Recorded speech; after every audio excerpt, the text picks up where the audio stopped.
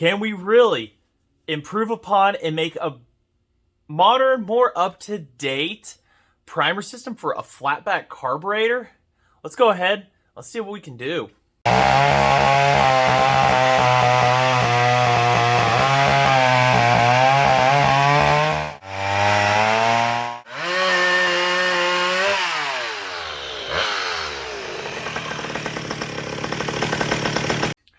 All right, so it's no secret that a lot of people already know that me and flatbacks, it's just not my most ideal carb that I use. When they work, but they just seemed very over-engineered for a simple task, especially on a small engine. Now, one thing McCulloch did way back in the day, it was a great idea. It worked. I mean, but it was their design, and one of the things a lot of guys can relate to this is their primer setup right here. And this is it. This is a very hard to find piece. It's non-rebuildable. I am told there are some guys, if you're good with TIG welding, you can rebuild them, but it's just a lot of crap stored into one little setup here. They separate and come apart and everything and whatnot, at least these two pieces, but this as overall assembly is just one of those things that is just kind of makes it the death of these carburetors. Despite you can get a rebuild kit, they're like $30, but they don't come with the needle seat. I'm told a Tilderson needle and seat fit in them and work. I have not confirmed that, but diaphragms and stuff like that could still be had, custom made, new. But this is the thing right here that isn't really, you just don't find them new, and they're expensive. I mean, sometimes they go for like $30. So I've been thinking about it, 3D printed up some solution and everything to this whatnot. So we'll get you brought in a little closer down here, bring you down, and get you in here to show you what I've been working on. Now, I've got these on there and everything and whatnot, but as you can see, I have 3D printed, and I'll probably included a picture of it and everything in the video here of the drawing of it, but I've 3D printed up an adapter that bolts right up, or screws right up, however you want to say it, up to the side of the carburetor, and behind it there's O-rings, and they tend to go, they harden up, go bad, compress, however you want to say it. They can leak and cause problems. This one, through testing, has not been doing that and everything, so it's good, but we'll get into that more. But I 3D printed this at a PETG, designed it up today while I was waiting for other stuff to get done and whatnot. And what it does is sits on there. You've got your feed side from your line, from your gas tank, feed up, and it goes inside. And this setup draws it. This one right here, closest to the user, if you were looking at the mouth of the carb, this one draws fuel by their design, draws fuel.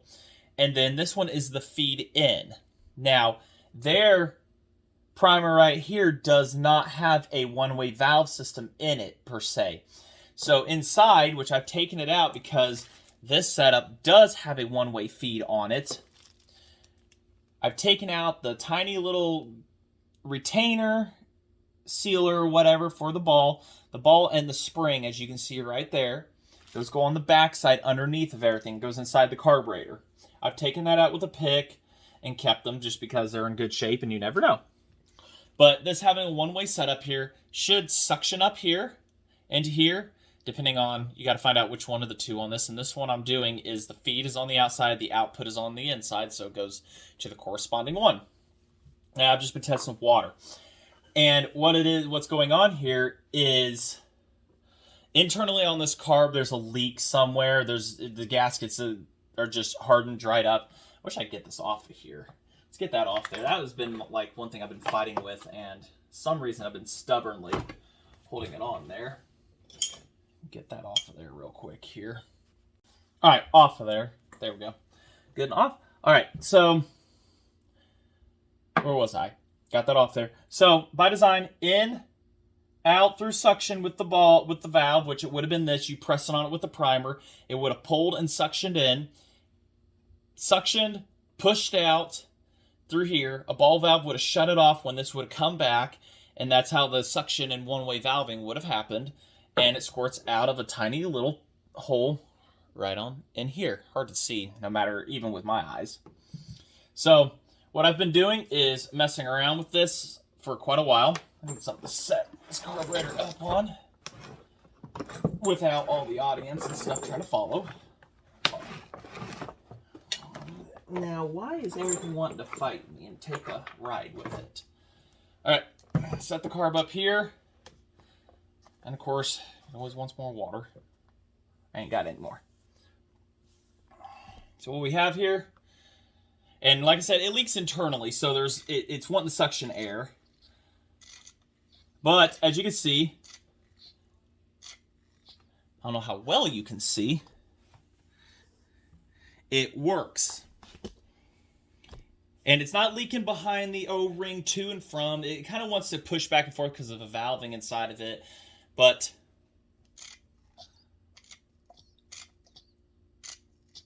I think you guys can see that. It moves a lot of water, actually quite a bit. Let's see if I can turn the camera around and get a close-up.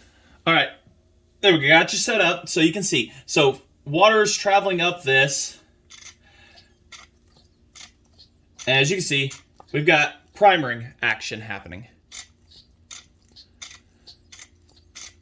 So it is a proof of concept that is working fantastically. It's not, like I say, it's not leaking between what I 3D printed, the O-rings or anything, because there's no water, no moisture around that. So somewhere inside the carburetor, it's not properly moving, closing off the seat. It's probably the diaphragm is shot, and more or less I think it is because I've taken this apart. So the needle and seat, everything isn't flexing, moving back, so you get a forced valve and stuff. I'm not 100% on how these exactly do that. I just know they work. Now, why do I bring up this whole video here? Well, hopefully to get a better solution to a known problem on these. I've seen where these run great and the primer's shot. So, but what I do have sitting on a shelf behind me is the 440. If you didn't see the video on that, I made one. And the reason why I don't run it is because the primer on it leaks profusely around this plunger in this area right here. Even with it shut off, it just comes out of it profusely. So that is the reason why it sits on the shelf all its life, other than maybe I start it once a year if I really want to fight with the gasoline pouring everywhere. And it's just gotten worse over the last couple years. So that all has not gotten the love and attention and cutting time it really deserves. So that's what is going to be on the list here. Now, I've got to refine a couple things on it. How it's printed is the lines and everything. It's going to be difficult to see. But yeah, you can see the lines on it and everything here. See those little fine lines? Those right there can allow moisture and stuff over time. You can probably see how there's just a little bit around. But it's not sucking air from these. I've already watched it. It's doing it internally. But what I will end up doing is trying to sand that down, smooth it, or even just put some seal-all or sealant around that to help it go down. Like I said, it's 3D printing it. And this is a quick one. I didn't do fine layers or nothing like that on it to help with sealing and everything. Another idea that I can also do is just eliminate these barbs right here altogether and put in some small, tiny little barbs or whatever, metal ones, melt them and push them in, and then that can also be done too. So this was just a rapid prototype of what I am making, and I have seen this kind of design before online somewhere. I couldn't tell you, but it was brought up in a conversation like 6 years ago and stuff like that. And it's just something I've kind of been wanting to do ever since and just haven't really gotten the time. So, but PETG, fuel resistant, so it can be used in this application. It's heat resistant, so it'll handle it just fine on a carburetor also. Yeah, trying to think here. What else? I don't have any small barbs at the time. Trying to think of what I could use and whatnot and everything. So I'll have to think about that. I'm pretty sure I'm just overthinking this. But we will try to jump onto the 440 and do that. Hopefully I don't know if this, we'll probably just bring the 440 over and do this concept. I really don't want to tear the carb in and out, in and out, in and out on it. So this is more just a quick video of the idea going on here that I have. And if somebody finds it useful, you need this idea or whatever, it's here. It's, I mean, this could be mounted up. You take your original primer button. You can either figure out a way to mount it inside and it presses on it from internal. You can also just mount it on the outside of where the button's at and press it externally too. I mean, depending on if you're really going for original looks or not. Or you can be a purist and just try to find one of them. And mind you, the rubber, this was made in the 60s, maybe late 60s, early 70s, they still had these. So you got to consider the rubber in it it's got age on it. These you can find all day, eBay, Amazon, local small shop, probably your local farm store. And the fuel line is just Tygon. So just an idea I've had kicking around. I kind of figured I'd share it with you guys. I really hope to put it on the 440 here really soon. I got to tear it and get it off the shelf over there, but I'm busy working on, and if you've been watching my Instagram and stuff like that, I've been working on Project 98%. So if you don't know that, Modified Chainsaws on Facebook and my Instagram, you will see more on that and everything. So like I say, I hopefully found this video informative, and like I say, just one of those quick videos just to put out here and everything. I may tie the 440 onto this. I don't know. But if I don't, I just want to say thanks for watching. Like, comment, subscribe. And we'll continue on these little experiments and stuff like that. And hopefully get the setup going for real on a saw. As you can see, it's squirting clear over here on these bearings that are trashed.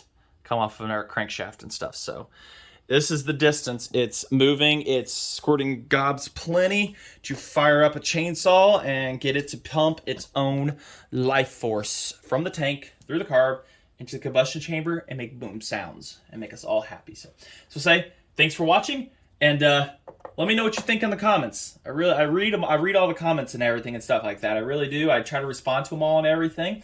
And like I say, thanks for watching.